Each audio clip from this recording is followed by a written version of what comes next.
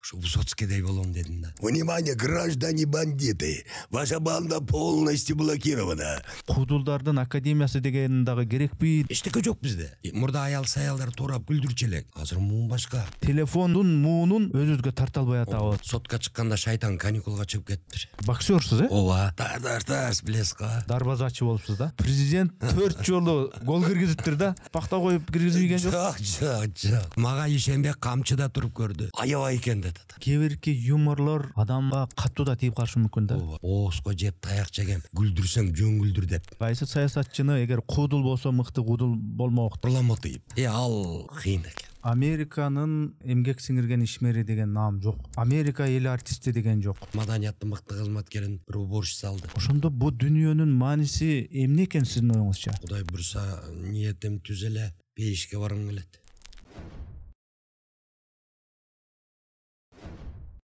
Урматтуу катталуучуларым, биз мамлекеттен же бир коммерциялык уюмдардан каржыланбайбыз. Мээнетибизди каржылай колдонуп калуучулар үчүн эсеп капчыктарды, номерлерди жазып койдук. Экинчиси, биздин ушул подкасттарыбызды 70%дан ашуун адам катталбастан болгону 30% катталып көрүшөт экен. Урматтуу достор, катталганыңыз, бөлүшкөнүңүз, жакса жакты деп басканыңыз биз үчүн маанилүү.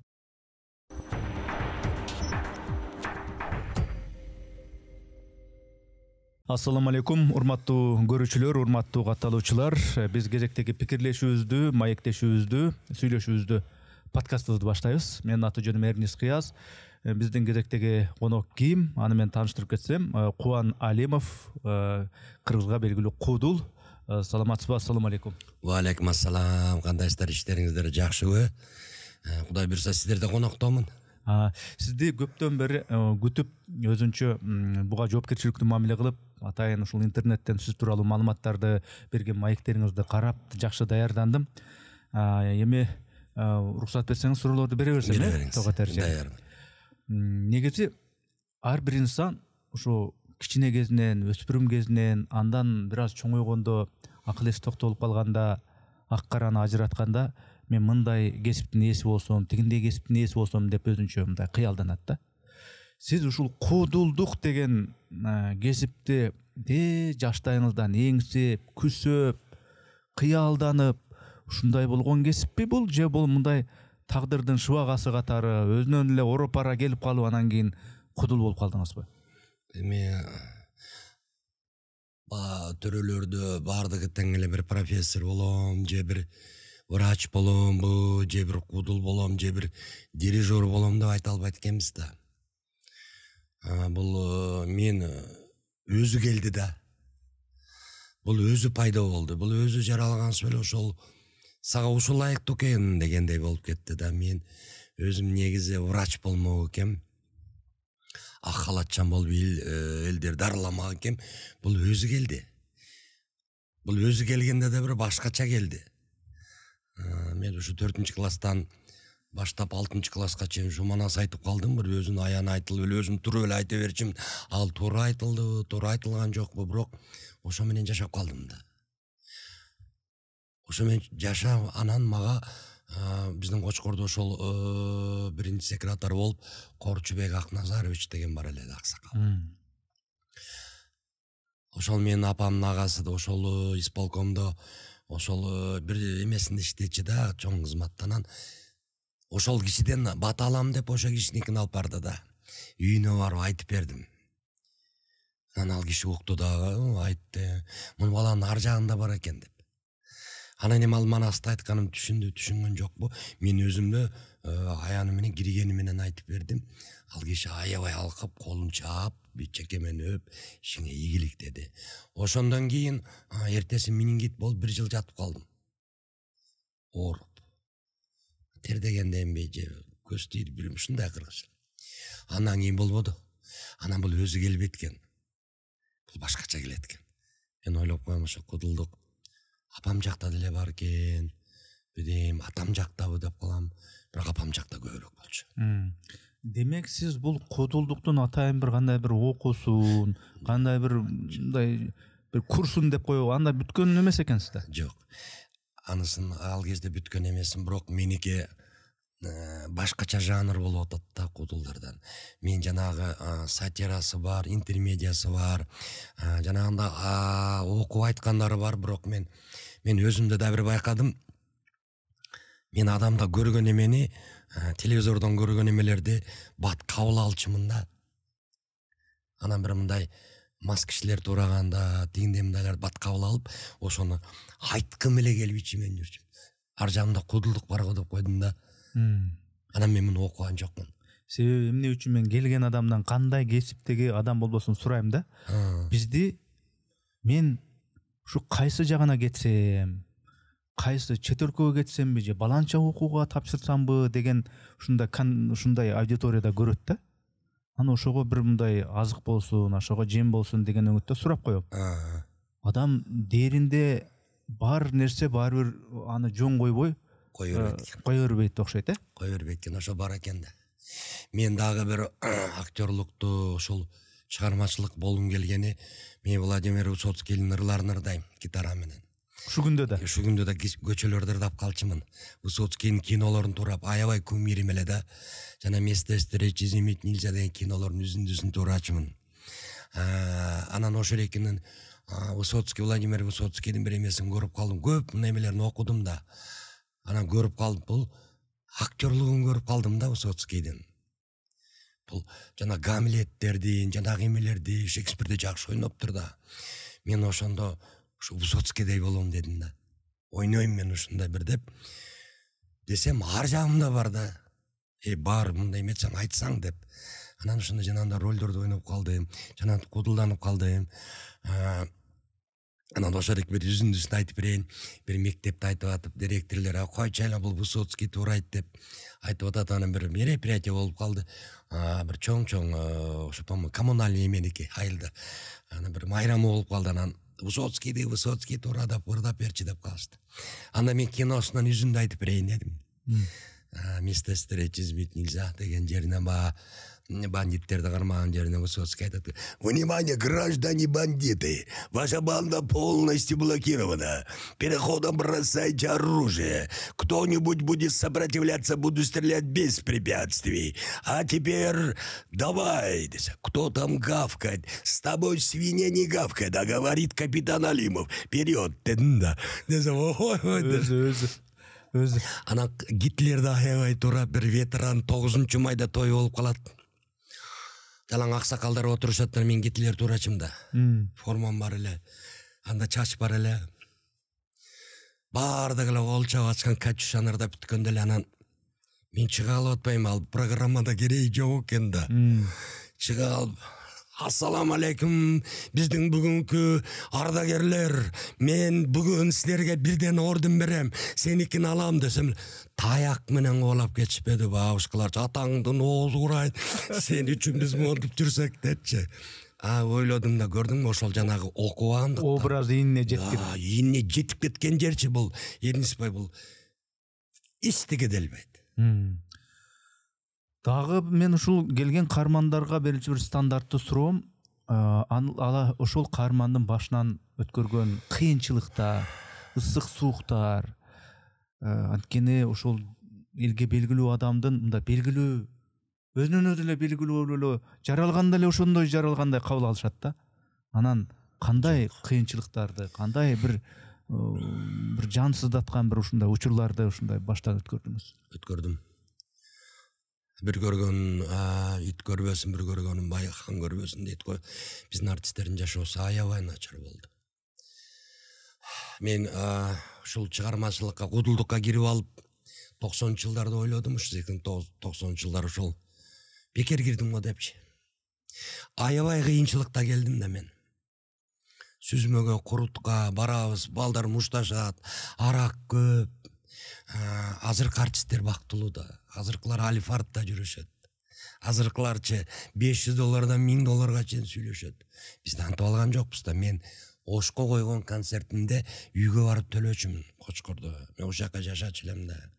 Ошол жака барчумун. Аябай кыйынчылык. Балдарга тарбия берген жокмун мен. Мен 3 тең боюнда бар да кеттим. Кайра келсем 1-класс балдарым. Мен аларды көргөн жокмун. Мунун апасы менин келинчегим, жубайым тарбиялады. кыйынчылык болду дейбиз.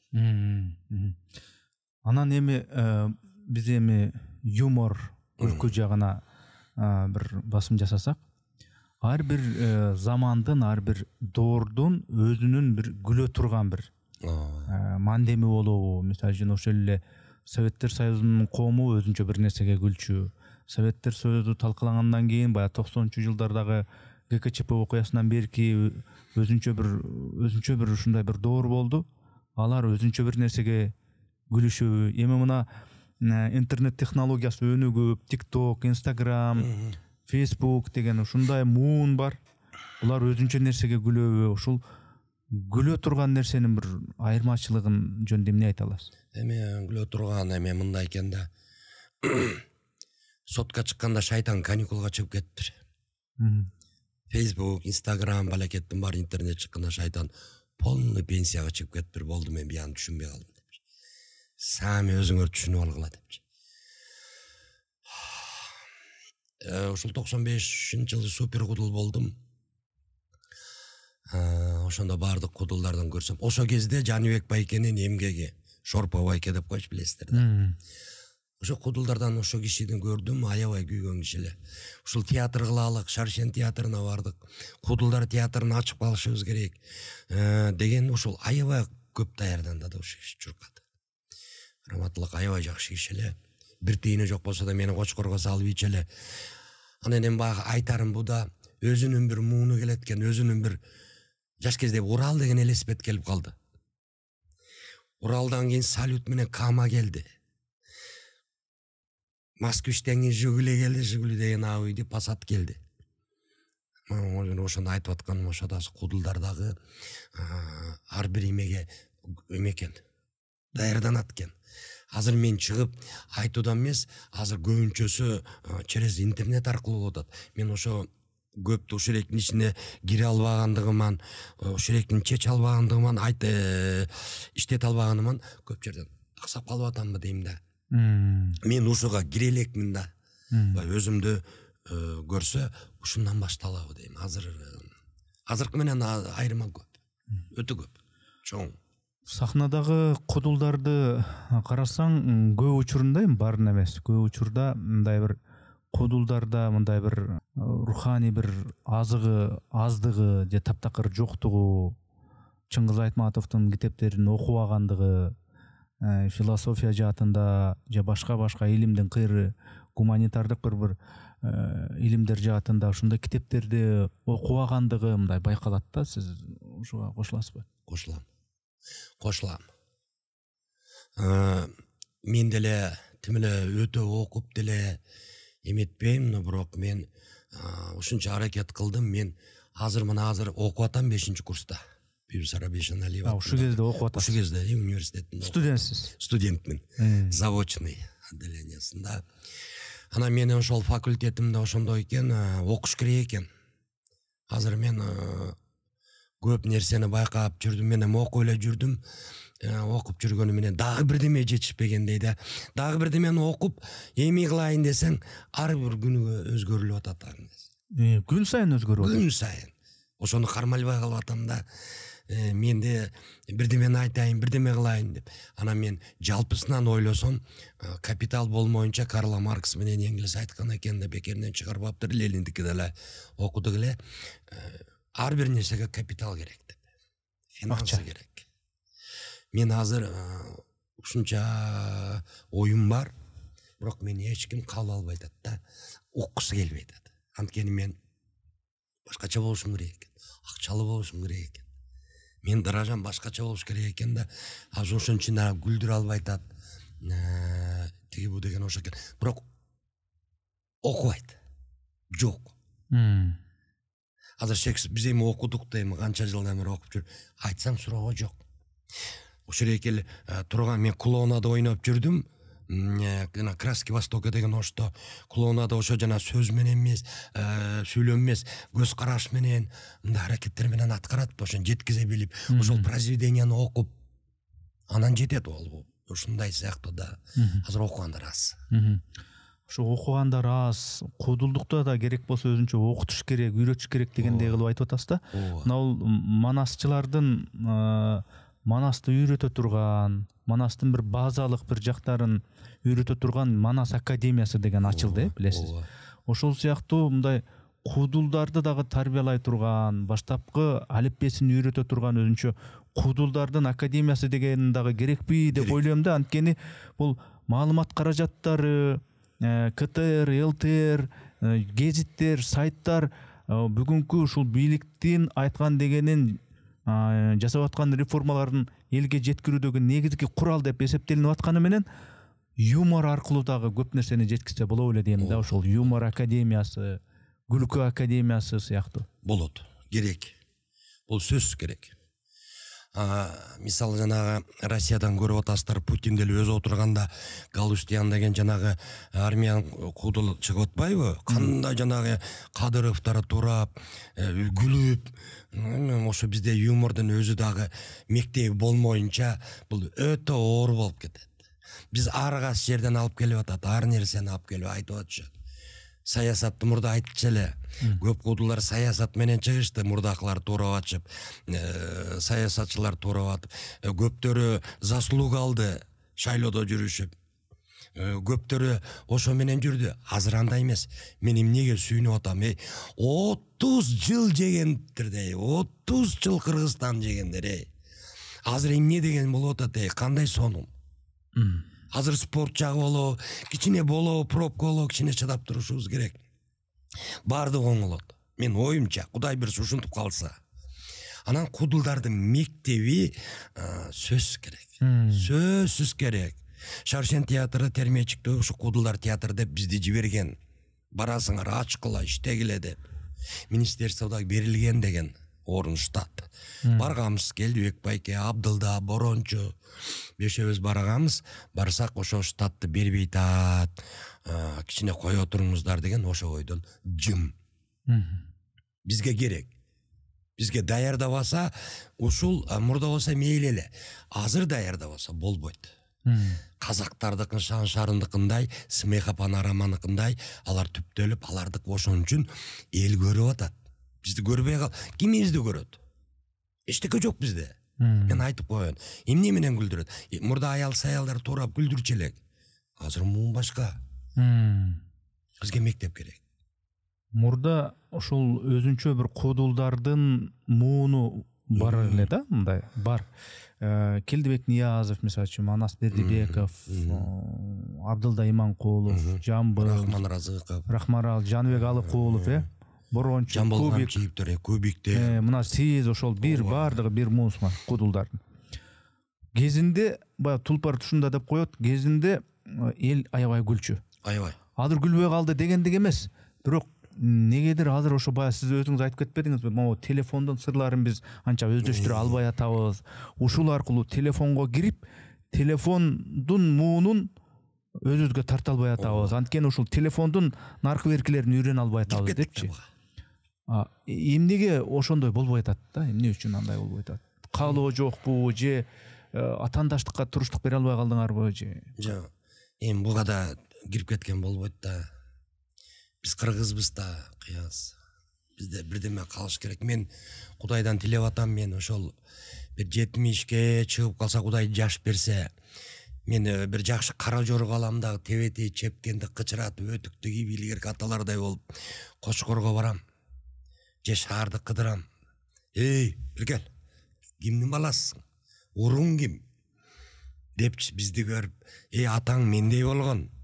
Суусар тебетей кийип, кыргыз момдай кийинген. Мен ошомун дебесечи. Булчу буга киргенди берип атат, эми бизде патриоттор көп экен кыргыз. Но бирок ар жагычы жок болуп атат. Тереңдик жок. Тереңдик жок. Алар жаш муундагы жана КВН, жанагы стендапчылар, башкалар ТикТоктон бат-баттан үйүндө отуруп, ваннасында отуруп күлдүрүп койгон муун азыркы. Ошолордо тереңдик жок. Бирок алар телефондун сырларын билишет. Билип алган. Силер болсо тереңдик бар, муну үйрөнө албай атасыңар. Кире албай атпайсың. Биздеки баягы ушул экени айтып чыгам деп элге жеткизчү элек өзүбүздүн жүрөгүбүз менен. Даярданчы элеңер. Даярданчык да. Мен Кочкордон келип кетип даярданчымын. Апам деле мен ушу бир үйдүн жалгыз баласымын да. Ага эним жок, бир эле бала, апам экөөбүз. айтчы эле да балам, ай ушундан көрө бир врачтыкты окуп алчу болом. Мындай эмне пайда? Аба мени эл тааныйт. Мен кол чапканга ооругамда. Мен бирдемени айтканы баратам апа. Могу арак жок болсо экен, могу эме кыздар сигарет чекпесе экен деп мен ошолор туурап жүрөм апа. Мен бир жагын карап турайын да. Десем, агайчы, ошону эми үзүрүн көрсөң экен деп. Көрдү да. Менин көчөмдө көп арак ичпей калды. Кыздар көп эметпей калды, ай куанбайк өлө турайтпызды деп. Тиги жеңем деп сүйлөбөй калды мурдун тартып. Кой тиги келди. Этика. Тарбиялуу бирдеме калды да. Ана мен аны тарбиялуу деп айтып жүрдүң эми жаш кездек мастык кезектен кыяс. Биз деле ошо союз учунда ичип да көрүп, тигиндей да көрдүк да. Мени ошо таразалап ар бир ступенька менен geçиш керек экен. Конгантиев агабыз айткандай, сыйлыкты, байлыкты бардык тартиби менен.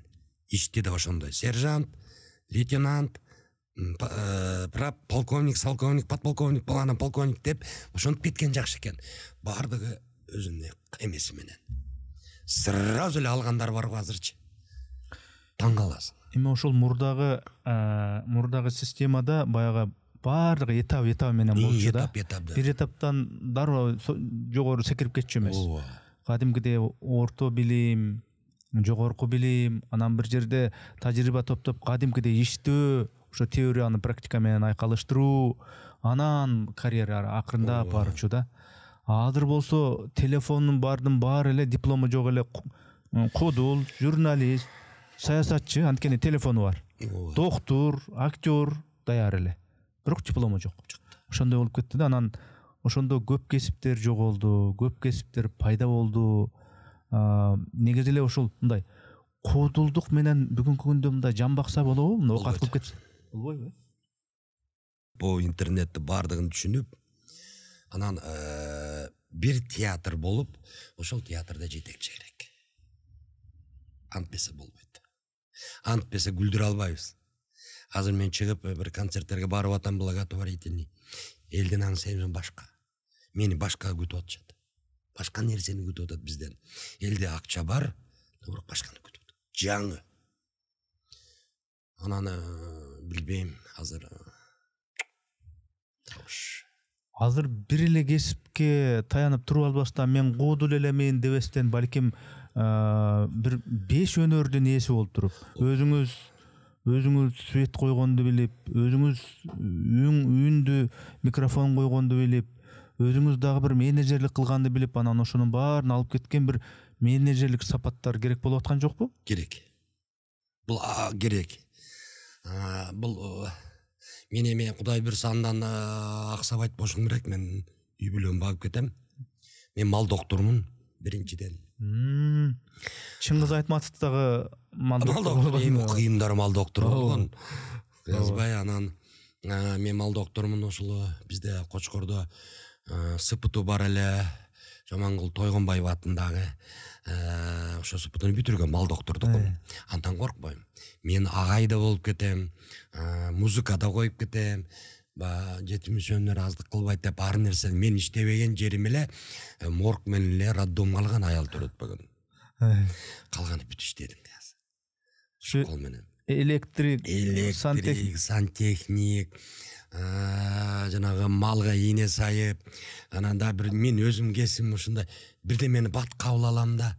Диплому жок артист дегендей да, бир диплому жок кесип деп мындай кээ бирөө бар го, окуп билип анан тең битип, мен шарт ошону көрүп, ошону билип анан алып кетип аракет кылам да. Машина айдаганда деле мен мисалы правомду сатып алгам, айдап жүрчүмүн, бирок азыр мен сатып алган учурда деле тигилерден жакшы айдайм да.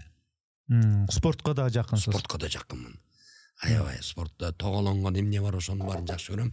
Өзүм боксту жакшы көрөм. Бокста да калайын дедим, тренер болуп, анда да окуу жок болуп калды, диплом. Эми жалпысынан айтканда Эрнесбай, азыр окуш керек. Азыр 5-чи курсумун дебедим, заочно. Анан именно менеджерствону окудум. Социалдык ишмердүүлүк жагынан. Жакшы. Кеч эмес окуган. Жок. Спорт жагын айтып өттүңүз, ошол нерседен алыстай элек суроону өрүп коеюн.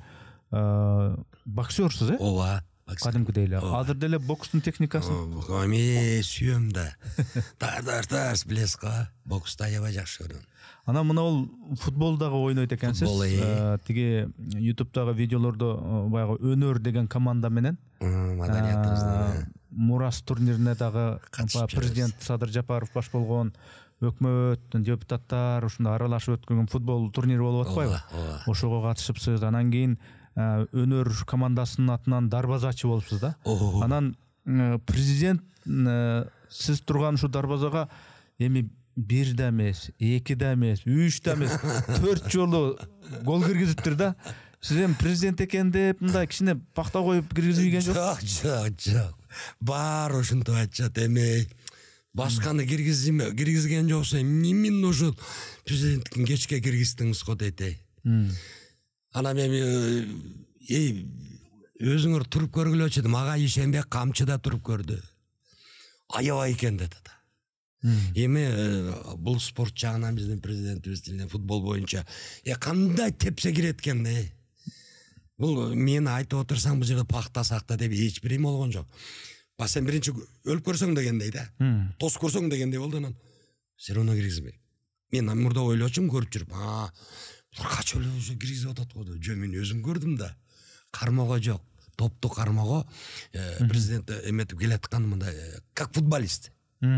Спорттун өзү ушундай да, топто футболдо. Топту тебүүнүн техникасын билет. Техника анамны таппай калат экенсиң, көрбөй калат. Спортсмендер ушундай болот да негизи. 4тө былтыйт эле киргиздим да. Биспай бир мындай эме да. Киргизген сайын ичимен ойлоп коем.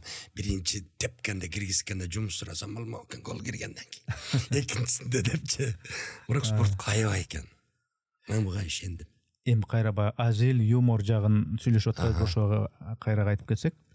Эми сиз мындай азыр активдүү түрдө мындай кодулдук өнөрүңүздү бир сахнага коюп аткан жериңиз жок, Жок. Мурдагысын айтсак, эми ошол мурдагы сахнага чыгып атканда деле мындай даярданып, камылга көрүп, могул номерде монтип аткарам, могул жерине монтип айтам деген даярдык деген маселе болчу эле да сиздечи. Анан кадимкидей мындай чыгарма жазгандай, жазуучу чыгарма жазганда чийбирип, кайра жазып, ойлонуп, толгонуп анан бир чыгарма жазат го. Сиз номерлериңизди деле ошондой мамиле кылчусуз да, Ооба, мамиле кылчумун, бирок мен эң жаманы жазчу эмесмин да. Энеспай, мен көрүп, мисалы көрүп мен бат кабыл алат экенмин. Окуп бат кабыл албайчы, мисалы. Мен ошону көрүп, ошого салыштырып, ошого анализ чыгарып, ошондой кылчумун да. Бирөөнү көрүп, чыморекин айтып чыксам мындай болот экен, муну кошсом мындай болот экен. Эл буга күлөт экен, буга күлөт экен, буга күлөт экен. Бирок кээ бир эмес көпчүлүк кодулдардын ушу номерлерин аткарганын карасаң, мындай даярдык деле жоктой, мындай кошуна элдердин анча-мынча аткаргандарына кыргыз калпак кийгизе коюп, кыргызча сөздөрдү алмаштыра коюп, анекдотторду, айрым бир биз билген билбеген анекдотторду бир аз өзгөртө коюп, анан ошону аткарып жүргөндөй ушундай жеңилдик байкалат да. Ошо жеңилдик болот ба? Мен жана айтып атканым ошодо, жеңилдиктен бир оңой нерсе бул жаман нерсе экен да, оңой кылып коем дегенчи боло берет. Биз ошол кезде аткарып жүргөн кездерибиз ошол элибиз башкача эле да. Эл салмактуу, же бир айтып атсак, күлдүрүп атсак ошо көп күлчү эле да. Биз эми ошону туура айтып атканбызбы, ушу даана айтып атканбызбы? Азыр мындай өтө эле даярданып, антип миткенди мен көргөн жок. Азыр жок. Сизден ошол сахнадагы турмушуңузда, сахнадагы кодулдук практикаңызда аябай даярданып, жакшыраак бышырып, ошол аткарууңузду, номериңизди. Бирок эл күлбөй койгон учурлар болду. Кандай абалда калчу элеңиз? Аябай жаман абалда бул. Анан бизде конкуренция көп эле да, ошо керек экен. Бизде жанагындай көрө албастык деген. Бир конкурс болуп калды, ошол Манас Бердибеков, Күмөндөр байке менен Жанибек Алыкулов 90-жылдары конкурс болду. 92-жылы кудулдар конкурс, супер кудул деп бир чыгып калды. Ошондо көрдүм да. Кудул болуш керек экен. элдич ушуну айтып чыксаң болот экен.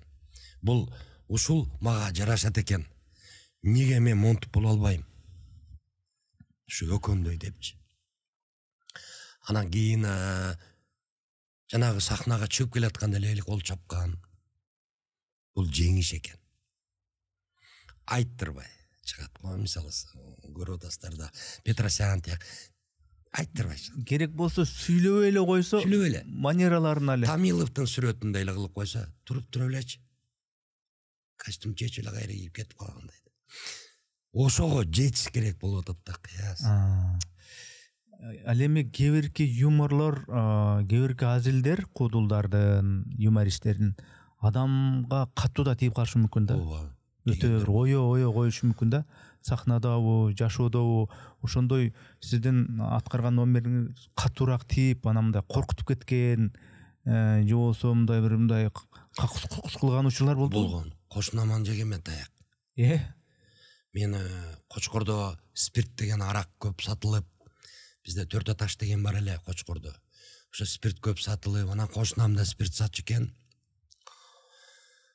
Аны мен аябай бир башым ооруп ал кезде, жаш кезде. Ошо эрекин анан бир байке менен, кошуна байке менен чогуу ичип калып отуруп калып, ошонун приколун айта коюп,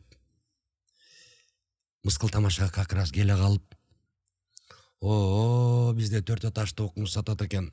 Ошону саткан тиги киши экен деп атын айта коюп, ооско жеп таяк жегем, күлдүрсөң жөн күлдүр деп. Көрдүңүз, жетпей калганда, мен ошону айтсам күлөт деп ойлогон. Мен ошол тегерегиме жаман көрүнүп калганда, ошо кишинин атын, мен аны башкача эле айтпай деле койсом болмок экен. Аны баары жаман көрүп. Атаң Нозоре, сен айыңа мен арак сатып атам азыр деди го. Мына меникине келчи деп. Келсең да жөн кел деп. Болгон андай күндөр. Тил уккан күндөр. Койчу деген күндөр. Муну аткарбай эле койчу. Эмне аялдарды кечке аткарасың? Эмне буларды көп аткарасың деген көп болгон.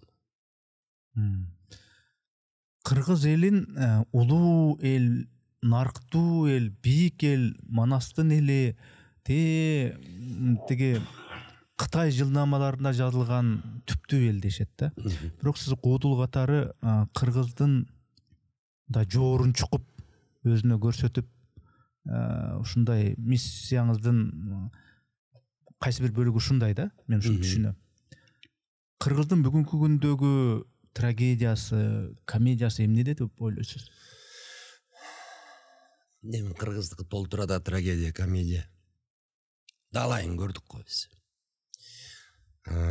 Мынакей мен азыр 55-ке келдим, канча президентти көрдүм, канча маданиятта кишилерди көрдүм.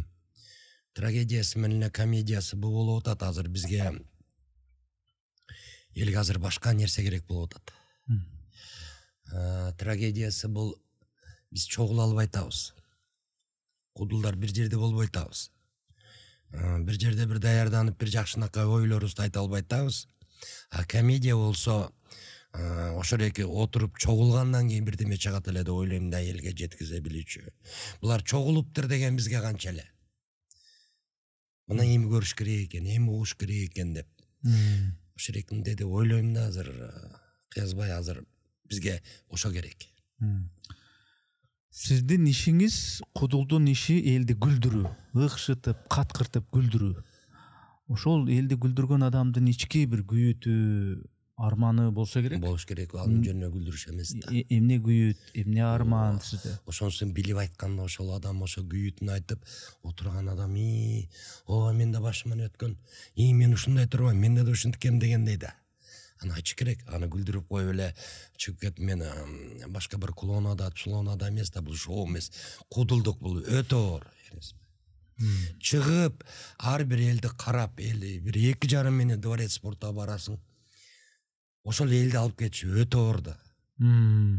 Сени каратып, ошо эрекин ар бир үстөлүн карап, бул жакшы артист, жакшы кудул деп ойлойм, таланттуу киши биринчи мен сахнаны карап алып чыгам да.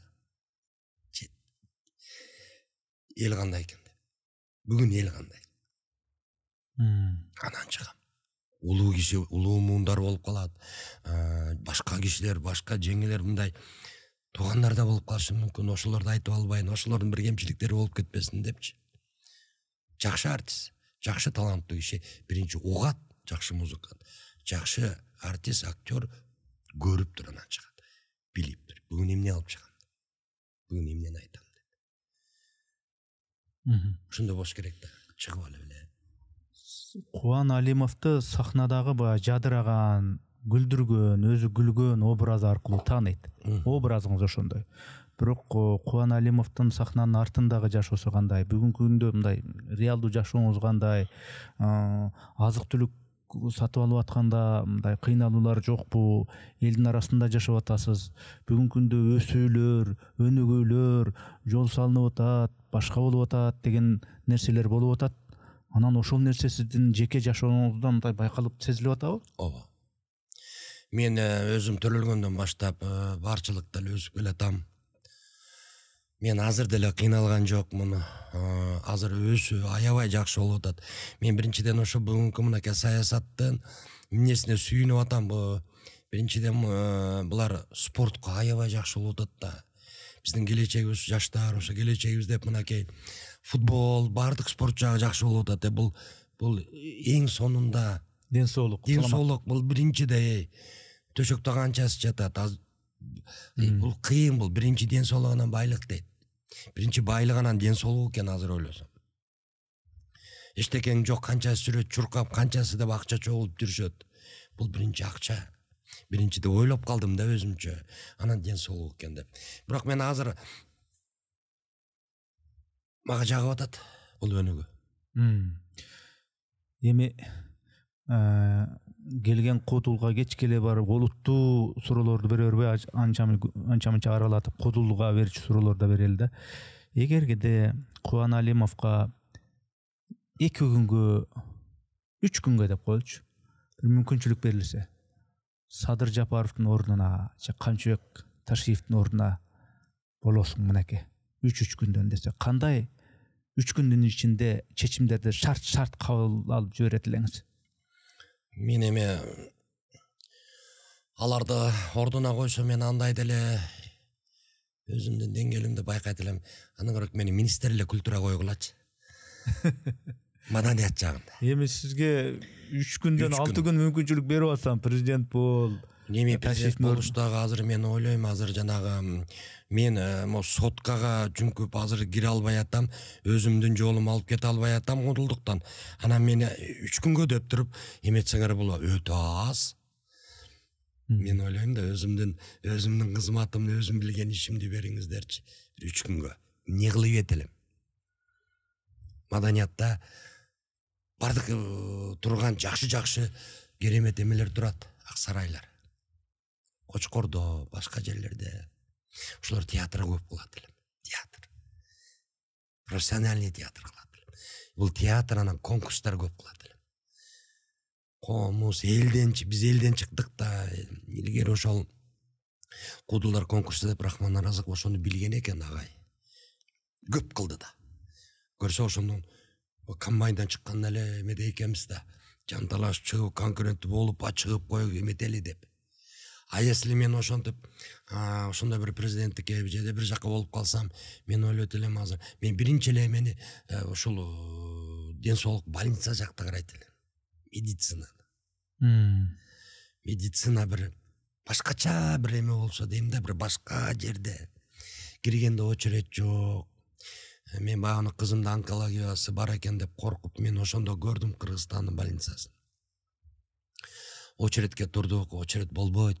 Кыйкырып өкүрөк. Ары төрт, бери төрт. Ары төртөт, бери төртөт. Даже байкабай бир кишини киргизбей атканбыз. Отурчу деп бир жигитти көрсө ал врач экен. Очередте да ойлоп турубуз да. Мен ошону ойлойт элем да, бир ак халатчандарды бул өтө керектүү нерсе экен. Башыңа түшкөндө түйшүк, ошондо билет экенсиң. Аябай бул ден соолукка келгенде ооруп калганда эле эметип калат экенсиң, күлдүрө албай да калат экенсиң да, тамак да жебей калат экенсиң бир жериң ооруса. Мен ойлойт элем да, мен болсом ошол бир чоң эле бир гектарлаган жерди алып эле ошол жака бир болгон немени салат элем. Бир жерде болсо да. Тияка барып, бияка барып, тигин анан справка буга ине сай деп тигиниси күтпөй мунусун күтпөй тарс бир баарын кыдырып результатын алып чыгып кеткендей бир шаарча болсо дейм да бир чоң бир. Мен сиздин айтканыңызга толугу менен кошулам. Сиз эмне маанилүү деп сурасам, ден соолук маанилүү, саламаттык маанилүү. Аны үчүн спортту жандандыруу керек. Спортту кылып атканы жакшы, бирок мына оорукана маселеси, клиникалар ушул мындай элди жалдыратпай, темсил этпей, ар эшикти мындай сүздүртпөй, ушул жагын жакшыртса дегенди айтканыңызга мен кошулам. Аябай экен бул кыяс. Мен балаң өзүң мейли балаң ооруп ошол жерде бир анализине де балдары барлар жетелеп жүрөт. Кичинекей онкология балдар бар экен. Кудай ошолорго ден соолук берсин. Кудай ошолорго эметсе бир жакшы бир бүтүп алган бул врачтарды жана минада эле бир минаны касып байкабасың жарыл. Окуса экен дейм, көп медиктер болсун. Менин маданиятта эле Кудайым буйрса жакшы дечи, бирок мен ошол экилерди көрүп кызымдан кийин мен билдим да калачандар керек экен, анан бир башкача бир электромобиль менен киргизип сыйлап халатын бахиласы болуп кофесин беришип сизге деп мындай күлүп, бизде күлбөйт экен да. Нерв баары. Не турбайсыңбы, жаппайсың эшти. Бизде кайра ооруйт экен, ал онкология да, ал кайгырбаш керек. Ал бир жерде туруш керек, антпейт экен да, жапешти деп ачты дей. Кубан ага, элди күлдүрүү деген сөз бул ошол элдеги чындыкты азыркы айтып аткандагыдай кемчиликтерди айтып атпайсызбы? Ошол сыяктуу чындыктарды моюнга алгызып туруп, чын эле ошону айтып атасың деп күлдүрүү деген сөз да, моюнга алдырып күлдүрүү деген сөз. Чындыкты моюнга алгызып анан күлдүрүү деген сөз. Кудулдар бүгүнкү күндө канчалык деңгээлде ошондой чындыкты айтып күлдүрүп атат деп ойлойсуз? Жана сиз өзүңүз ошондой нерсени кыла алат белеңиз, жана кылдыңызбы же кыласызбы? Азыр күлдүрө албайт эч ким. Коркобу? Коркот. Коркпойт эми, өзүнөн коркот. Даярдык жок. Чыгармачылык потенциал жок. Мен жана айтпадымбы? Ага даярданып, элдин ар бир аз көгөйүн айтып, ар бир элге түшүндүрүп барып айтыш үчүн азыр жанагындай бизге театр керек. Биз даярданышыбыз керек. Азыр күлбөйт, азыр коркот, азыр эчтеке айтпайт. Саясат деп айтабы, көбүнчөсү мына саясат менен чыгып келишти. Мен мына көрүп атасыздар го.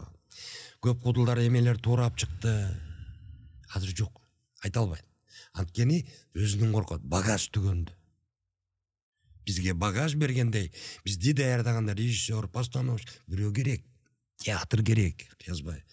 Биз бүт ушу менен болду, калгандары бүт одноразовый болуп бартат. Болду. Мурдакыдай Манас аке, Бердибековдай, бунда жакшы бир аралаштоо эмнелерде Келдибек байкелер, Күнөндүрү байкенин чыгышын айтпайсыңар. Вообще бул кишиге жетиш өтөр.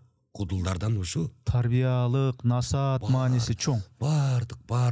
Музыка бул Күнөндүрү байке болгон өнөрдү алып көрсөттү да кыргыздарга, бизге кудулдарга, мындай болот кудулдук. Мындай эмес деп.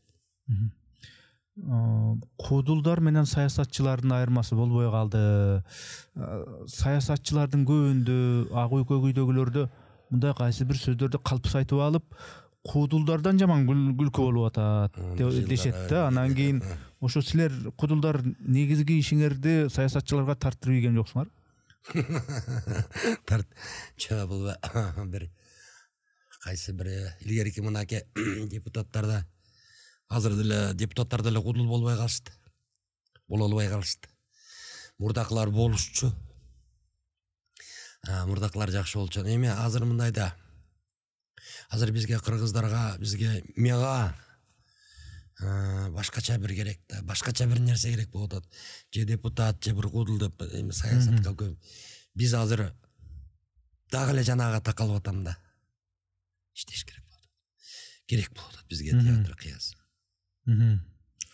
Кыргыз саясатында мындай кичине фантазияны иштетип айтсак да, кимди мыкты кудул деп эсептейсиз кыргыз саясатында? кайсыл личностьты, кайсы саясатчыны эгер куудул болсо мыкты куудул болмок деп эсептейсиз? Мыкты куудул болмок деппи? Конечно, ырчы болсо Атамбаев болмок деген Салмазбек. Шансон ырдамак. Мен эми бир эле кишини билем. Аз дагы эле кыйын жакшы болуп келатат а киши инсан. Нурлан Мотуев. Ал кыйын экен. Ал башында бирок көбүрөөк саясатчы эле. Азыр эми куудулдук жагы көбүрөөк. Эми ошону карабайсыз, биз курактуу ушуну түшүнүп алганын караңыз муну. Сиз экөөбүздү азыр жаш муун, TikTok муун тааныбашы мүмкүн, аны тааныйт. Таныйт да. Аны көп тааныйт, экөөбүздү көп тааныбайт. Ал любой депутатын тааныбайт, азыр кээ бирөө деле билбейт. Мени бирөө айтканда жана эле столовойдон, кафеден айтты го. Сиз ким элеңиз? Ана официантка. Үнүңүздөн тааныдым деп. Мен үнүмөн тааныйт экен. Өңүмөн тааныбайт. Ал мен ошо Нурланга баа берем, Мотуевка. Баракелде. Кыйын экен. Бул какшыгы жок эле, чындап эле мындай баа берүү, Чындап.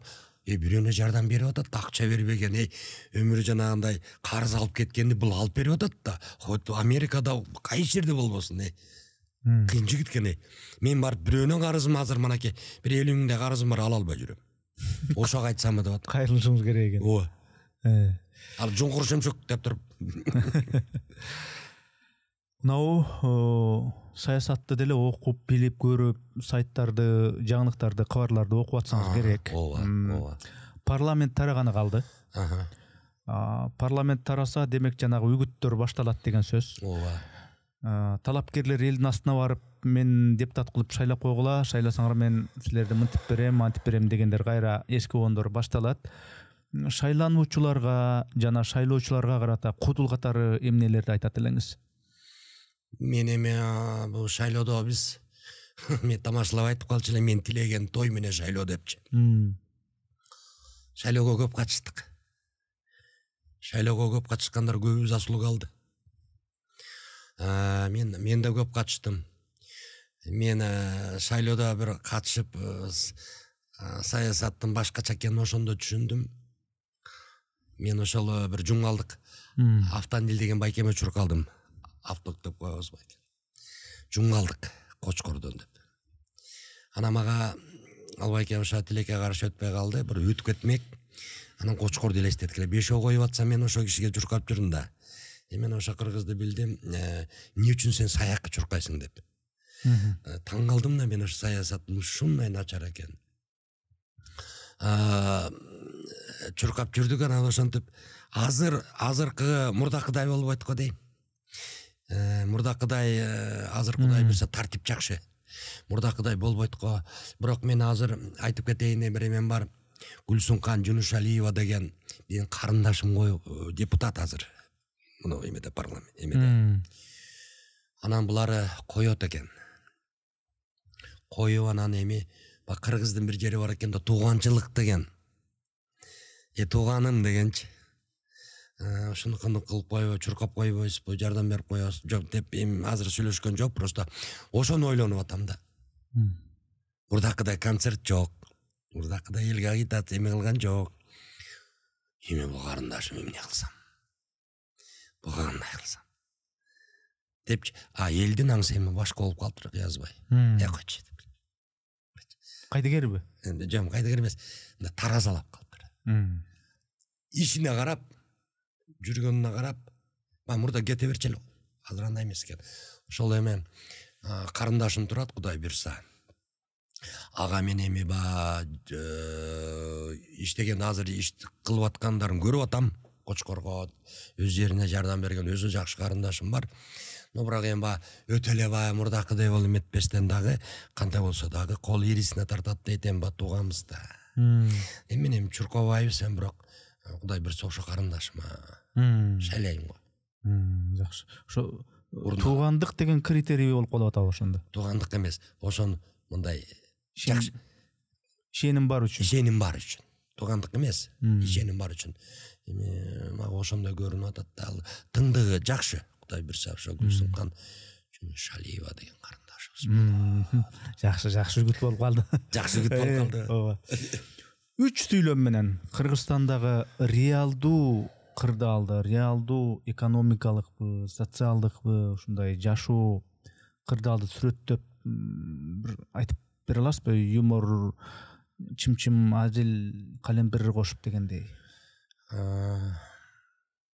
Мен жана айттым го. 30 жылда ушу мен төрөлүп, ушу жаралып, кыргызстандык болуп, кыргыз жигити болуп жүргөнгө ушунча жыл болду го, мына 55 жыл.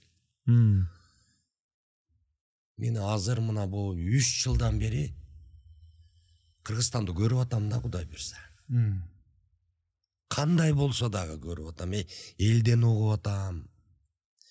Кылыш керек болчу мурда кылып койбойбу, кылып атышпайбы? Азыр кылып атканга да сөз болуп атат да. Ошону кылбагандарчы. Мен 30 жыл ушул бир 50 жашыман баштап кредит алдым. Мисал. Кыйналганыман. Кыргыздарды ушунча калчап кыйнабайт да. Аябай кыйналып кетти. Малын сатса малын баасы чыкпай, 32% карыз, кредит. Кыргыз кыйын экен. Кожа материал экен. Бысык. Эчтекесин айтпаган, эчтекесин жашырбаган, кылам дегенди кылам деп кылган эл экенбиз. Азыр айтып кетерим. Азыр кыргыздар жакшы. Мына ушу менен кетсекчи, Кудай буйрса. Анда биз аябай жакшы болобуз эмеспи? Бул мен азыр элестетем да, менин неберелерим, чөбөрөлөрүм, башка жактарым Кудай буйрса ушу темп менен, ушул кылган иштери менен кетсе, Кудай буйрса башкача болобуз. Кубан ага, эми дагы бир суроо, мына буйтабай, жылмакай жооп бербей, түз айтканга аракет кылсаңыз да, мына азыркы бүгүнкү башкарууну эки достун башкаруусу деп аталып жүрөт. Ушул эки достун башкаруу режиминдеги мыкты жактарды жана чындап эле калпыстык жактары, мына жагы аша чаап кетип атышат деген жактарын балким өтө түз айтпасаңыз дагы катуу тийбей тургандай кылып, юмор менен капталдатып, тиги дуалды же китептерди айтып, китептен эл өзү түшүнүп ала тургандай кылып бир айтып көрбөйсүзбү? Эми жакшы жагы, оңдолуп аткан жагы, кемчилик жагы жана мен снос жагын айтып коеюн. Бир Кочкордо 500 кирпич менен пескоблок менен тозуп алдым эле. Ошону барып алып келдим. Үйдүн көркү башкача болуп калат экен ба, көрүнбөй. Тигинеки жакшы болуп, меники нито болуп, ошо снос жагы да. Ана бир кошунам айтты эле, бул бийликте оңолор. Да бирөө келер. Биягыңды эмне кыласың, пескоблок тоор менен эле тосчу деди эле. Ошончо эмгектин баары талаага кетти да. Анан эми Кудай буйрса билбейм, бирдеме салабыз дешти, алгыла деп 25 нече снос деп жазып койгон. Ошол сносу жакпайт. Бирок сносу ал мыйзамга таянып атабыз деп атпайбы алар? Мыйзамда экен да, ошо мыйзам боюнча 25 нечени алып койгула депти.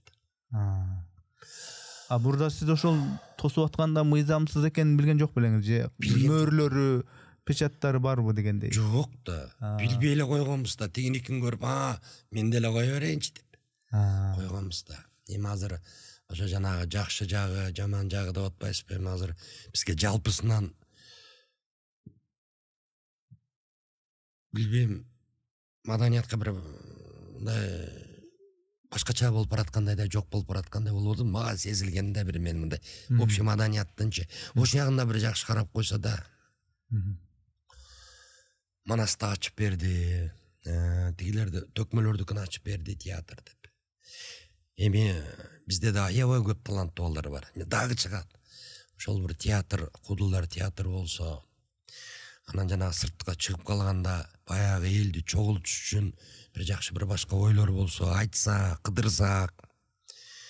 Эл азыр ошо кыдырган аябай сагынып атат, кээ бирөө келбейт, кээ бирөө интернетте эле көрбөйт экен көбүчү. Сотканы кой көзүм альт. Көп байкадык. Азыр өзүбүздү көргүсү келип аткандар канча. Жандуу байланыш. Да, жандуу байланыш керек болду. Ал мындай дегенден интернеттен көргөн, чыгып жандуу өзү менен сахнага чыгыш, бул башкача да эмеспи? Азыр жалпысынан айтайынбы, Кыргызстанда жалпысынан Кудай буйрса бул жанагында пактачы сактачы эмес, мага азыр жагып атат. Ушундай жагып атат, жеп ичкендер, ушуларды көрсөтүп, алып, тыгып, камап, жептир да. Жаман жагы жанагы эле болуп атат, баягы эмел жаман деле эмес, просто ошону мыйзамсыз биз дагы көп жерден мен 2 метр ашып кеттим, мисалы. Элестет бирөөнүн эле жерин. Мурда ошол эле мыйзамсыздыкты эмне үчүн көрүп, муну салба деп айткан эмес дегендей айтат. Боло берет. Сала бериңиз. Мындай кылса боло берет турбайбы деген көп ойлор азыр, кээ бирөө азыр чырчатак чыгарган ошолорда. Бул сагана мунусун не, бул жаман жакшыбы депчи. Ошко мен 3 жыл жашадым. Азыр эми окумуш дейт бара элекмин. Ош аябай да. Кызылы беле бараткан ошту мен мындай аба жетпей калган. Эми азыр окумуш дейт. Эң Кыргызстандын керемет жери Ош, мен оюмча. Мен Ошто баа бирөө неметкен жокмун. Ошончо Ошум менин ашым деген ошода. Көбөлдөн көп бирдеме чыгат экен да. Сиз айтып атпайсызбы, тиги ушул негизинен бир кайра баштан карап, башкача мамиле кылсак, куудулдарды дагы өзүнчө бир бириктирип, мамлекеттик саясатта ушу куудулдардын дагы бир ролун пайдаланса жакшы жакка депчи, чачкын кылбай депчи. Ошол нерсени ар бир тармактын өзүнчө бир министрлиги бар да. Маданият министри ошону түшүнбөй атат деп ойлойсузбу? Түшүнүлүп атат, бирок бизди көрбөй атат да. Бизди билбей атат да.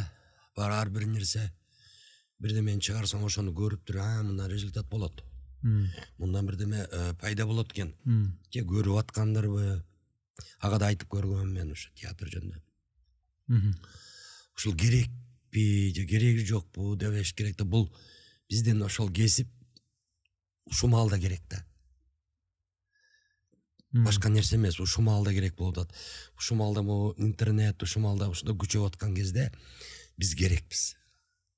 Ошол экини бирөөнө бир алло, кудулар кымети койгулачы дебейт. Бир манасчылардын академиясы сыяктуубу, ошону ачып койгулачы, бир баарын бириктирип, 3 жылдык айлык акысын берип, болгон фантазияларын төктүрүп, бүгүн деп, 3 жолу мынакей 3 жылдан кийин 4-жылы көрөм деп койсо, бүтүп калсын.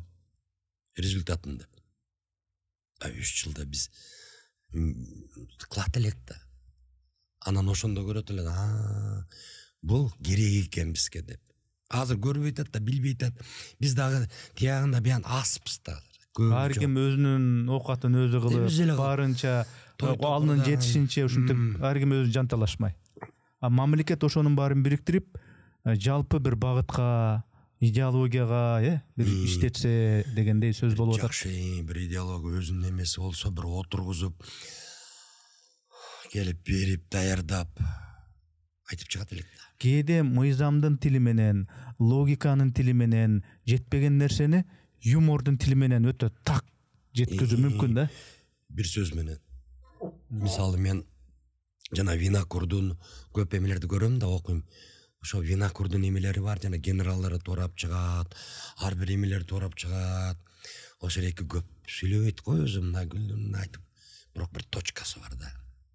Генералдын эмне кылып иш кылганын, эмне кылып жегенин, же эмне кылып жеген тат деген бир эмелери бар го. Ошондой бир генерал тоорап чыгат. Ошондо эмеде залда ким отурат да, премьер-министри.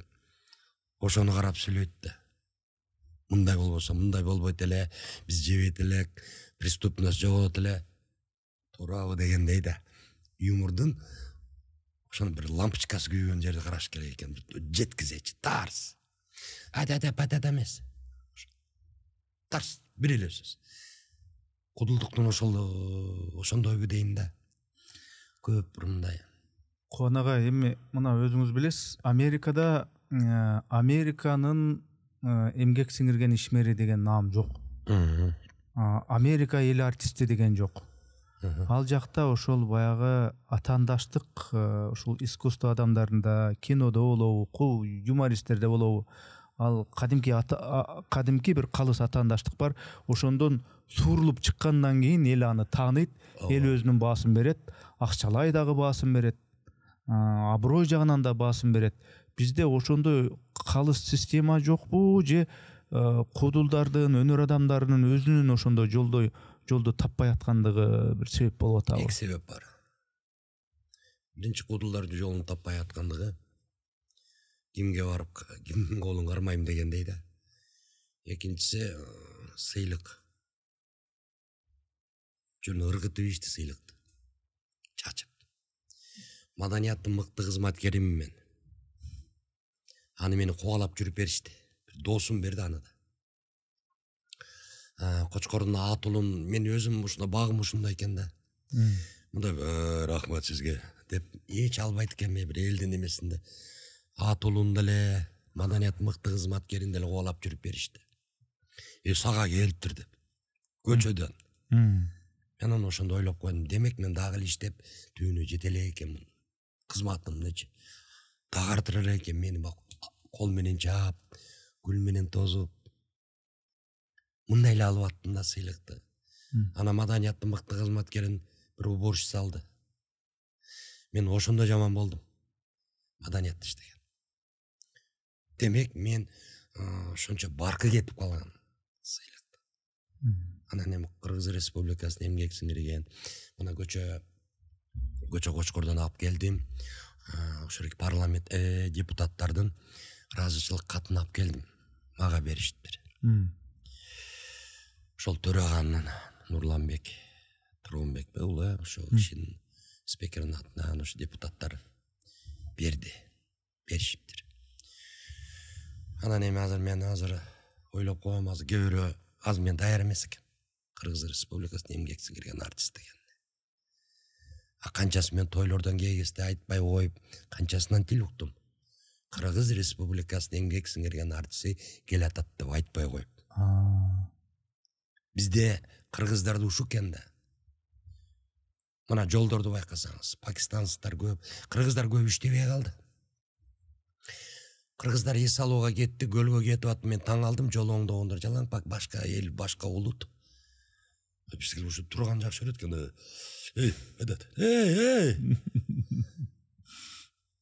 Эс алган бүт кыргыздар. Биз мына мен тегерегимден бул жерде жашайм, Бишкекте. Дагы келип атышат. Бишкек билбейм, эмне резина болуп деле бүттү анан айрылып кетпесек деп корком да. Эл көбөйүп атат. Пробка машина болбойт атат. Мен Кочкордон жүрүп жашап жүрүп мен ойлошум, Бишкектиктер эмнеге кечигет, эмнеге нервный десечи. Көрсүшү экен да. Жеткениң, барганың. Кубанага, могу чыгармачыл адамды түшүнсө, анын үй бүлөсү туура түшүнүш керек да. Чыгармачыл адам мындай бир киреше табуучу бир бизнесмен эмес. Ошол элди күлдүрөм деп, чыгармачыл изденип, бир чети апендидей да көрүнүшү мүмкүн да. Анан ошону аялы, жубайы, бул чыгармачыл адам экен.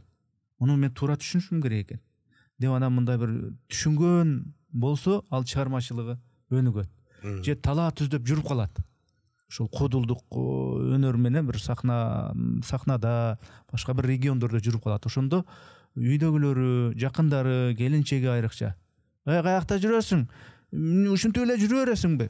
Биз элдей болуп жашайбызбы дебей турган ушундай адамдар болуш керек да. Ошо үй бүлөңүз кандай мамиле кылат ошого?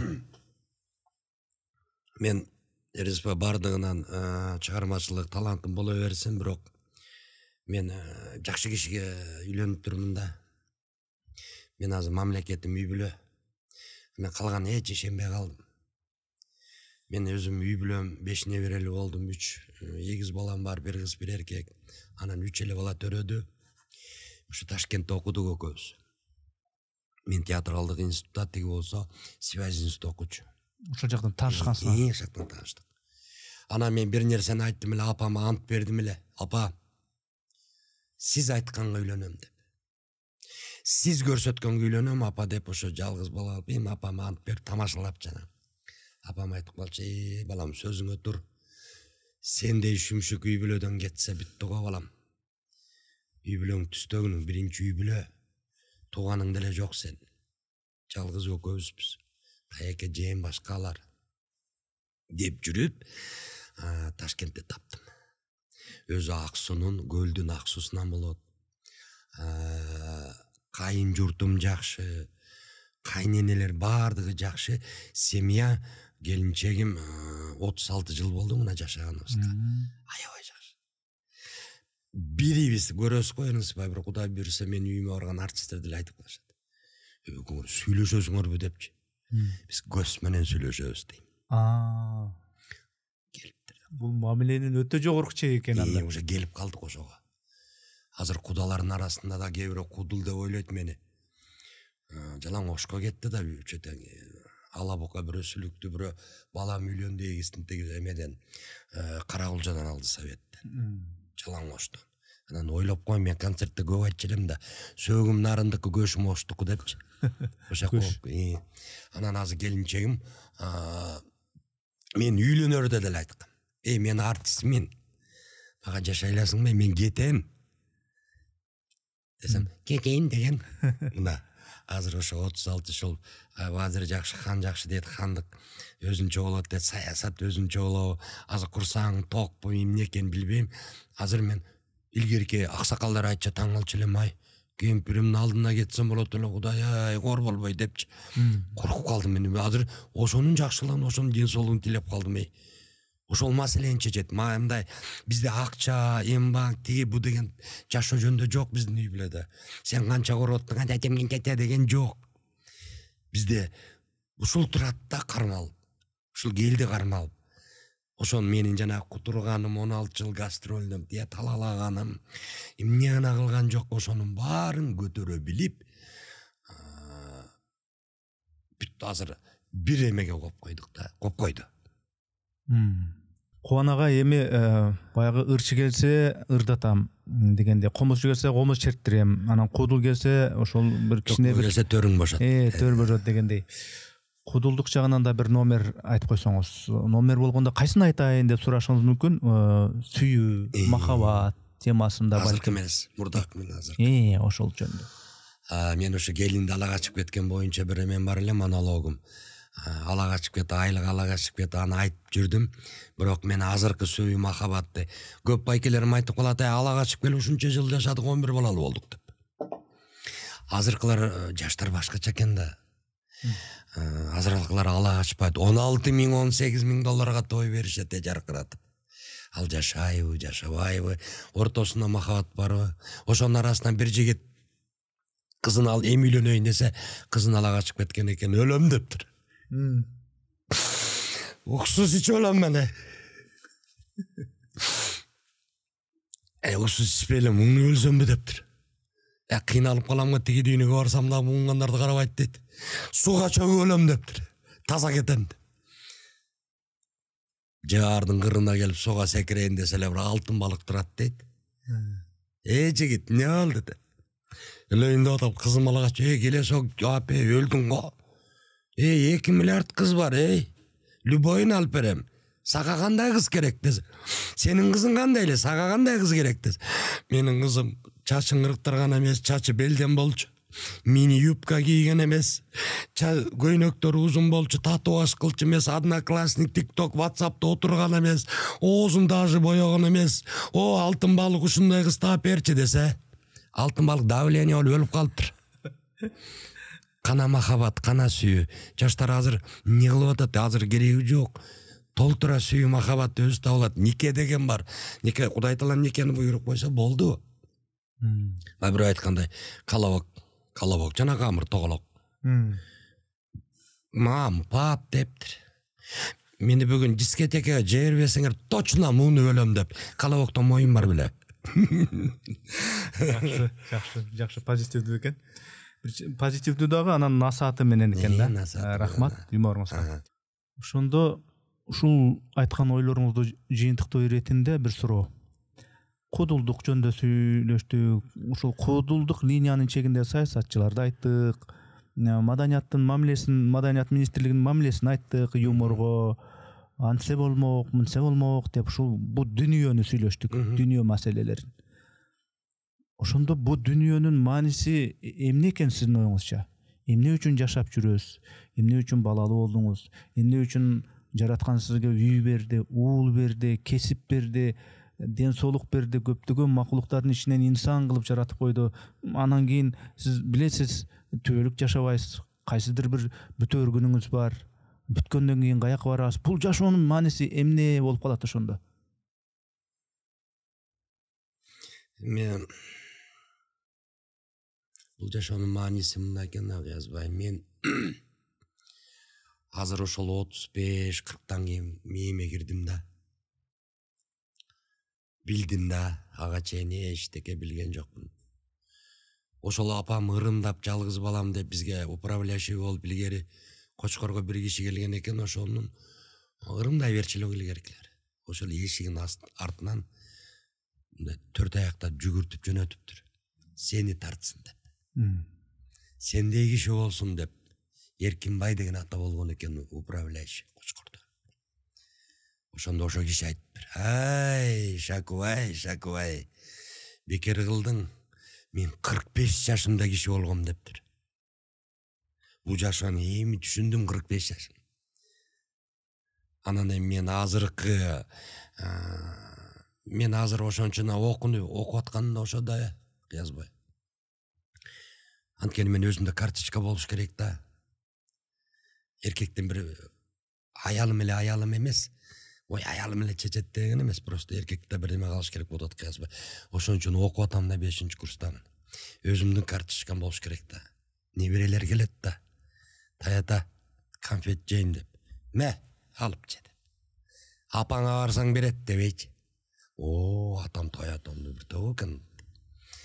Анан эми азыркы бул жашоонун маңызы, мен эми Кудайыма шүгүр. Ар жакты деле билбейм, эми ажал келет да, ар ким өлөт да, Ошо өлгөндө жакшы өлсөм деп ойлойм да. Жакшы өлүм дегенде ошондо дагы бир суроо пайда болду. Алыкул Осмонов мындай бир ыры бар да. Дүйнө өмүр уул бердиң, бала бердиң. Дүйнө өмүр алоолонуп жана бердиң. Неге сен алыс кеткен сапарыңдан эри жок жайдакталып кайра келдиң дейт. Бу деген сөз. Бу дүйнөдө сага жубай берет, мүлк берет, бала чака берет, кесип берет, карьера берет, ден соолук берет. Ошонун баары сеники эмес, ал түбөлүк эмес. Ошол айтылгандардын баары сенден кетет. Алар убактылуу гана нерселер. Анан сен болсо жок болосуң. Дегенде ошондо сизге чейинки мында тууган тушкандарыңыз бар, айланаңызда. Көпчүлүгү тиги дүйнөгө кетишкен. Аксакалдар бар, абаларыңыз бар. Кечээ эле тирүү болчу, бүгүн жок. Ошолор кечээ эле тирүү болчу да. Алар каяка кетишти деп ойлойсуз? Алардын жандары бар эле да, руху бар эле да. Анан сизди экөөбүздү мынтип сүйлөтүп аткандагы рух, жан, Анан бирок жанды мындай мээбизди ачсак, ал жан көрүнбөйт. Жөн эле бүлкүлдөгөн бир чел кабык бирдеме. Анан ошол жан, рух кайда барат деп ойлойсуз? Эсеби келип эле бу Кудайга ишенесизби? Тияка барганда Кудай баардык кылган эткениң, ойлогонуң боюнча мындай сурак болот деген нерсеге ишенесизби? Же ал жөн эле жок, жөн эле жомок, аяка ким барып көрүп келиптир дегендей ойдосузбу дегендей? Жок, ишенем. Мен азыр ошо жума намаз, багымдат окуй туруп, мындай жок эле, мен ишенем. Анан бак кылган кемчиликтерди, тияк жакшылыктарды ошону аракет кылып атам да, ошо келет экен. Анан эми Кудай бурса, ниетим түз эле бейишке баргым келет. Анан кичине тозокту карап койбойчу, түз эле бейишке барыш керек, аякты карабаш керек. Ошон үчүн мен тилегим ошо дейм да, жакшы кетсем да. Артыма бирөө айтса кийин, анан канчасы билинбей кетип атат, канчасы өлүп кетип атат, канчасы ичип кетип атат, канчасы түрмөдөн өлүп атат. Бирдеме из калтыралы бу дүйнөгө деген ой. Рахмат Кубан ага. Мен суроолордун баарын берип бүттүм негизи. Анан ичиңизде дагы айтылбай калган бир мындай бир ой бар эле деген болсо ошол ойду айтыңыз дагы анан ушул подкастты маекти жыйынтыктасак. Рахмат Денисбай. Мен эми бир нерсе айткым келет да, ошол ой бул. Мен тилегим ушундай болсо экен деп ойлойм да. Кудай буйрса ошол бир Кыргызстан оң болуп, өсүп, өркүндөп, кудулдар театры ачылып, биз кудулдар өзүнчө бир кызмат кылып, эл колчап, жактырып, эмгегибизди баалап, баарыбыз чогуу болсок, ынтымакта болсок, Кудай буйрса. Анан эми экинчиден бул үй бүлөм аман болсун. Үчүнчүдөн эми мо кылып аткан ар бир кызматыңар, ар бир ишиңер, Денисбай, ийгиликтүү болсун. Эми кыйынды кыйын деш керек оюмда да. Ошон үчүн биз азыр эмгектене берелик, окуйлук. Эми жашыбыз мындай болсо да көптү көргөн кыйын болот. Көптү окугандан эмес да, кээ бир ушунтип калат го. Анан эми биз эми көп тарбия жагынан айтып берип түшүндүрүшүбүз керек да. Анан бир нерсе бар, жана бейиш менен тозоктун эмесин айтып кеттиң. Мен эми мусулманчылыкта Куран ой деген сакалчан анан молдо солдо деп көп айта берет го. Андай эмес экен. Сен өлгөндө ошол эки молдо кирип жуйт да. Сен сага жаназаны ошолор окуйт экен. Мен эми аны кирип да тууганың да кирбей коет экен, көптү көрдүк да. Анан ошон үчүн Кудайым бар. Анан биз да келмени билебиз. Ла иляха иллаллах Мухаммаду расулуллах деп жүрөбүз. Кудай базган жерибизден шүгүр деп жүрөбүз. Мен эми ушул жашка келип, андан аркысын мынтип айтпасам, бул уят. Көчөдө тамак ичип, же бирдеме ичип жүргөнүң бул жаштыкта берсин мээнет, караганда берсин дөөлөттү дейт экен. Денисбай, сага чоң рахмат. Ишиңе ийгилик. Дагы көптөн элдер чакыра бер, мага аябай жагат бул подкаст. Бул передача. Ишиңе ийгилик. Чоң рахмат. Атайын убакытты бөлүп келип бергениңизге мен ыраазычылык билдирем. Жашооңузда береке болсун, үй бүлөңүздө тынччылык болсун. Рахмат сизге.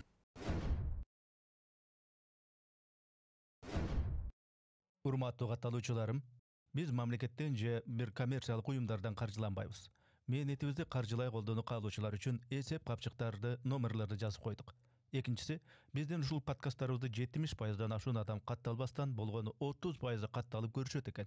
Урматтуу достор, катталганыңыз, бөлүшкөнүңүз, жакса жакты деп басканыңыз биз үчүн маанилүү.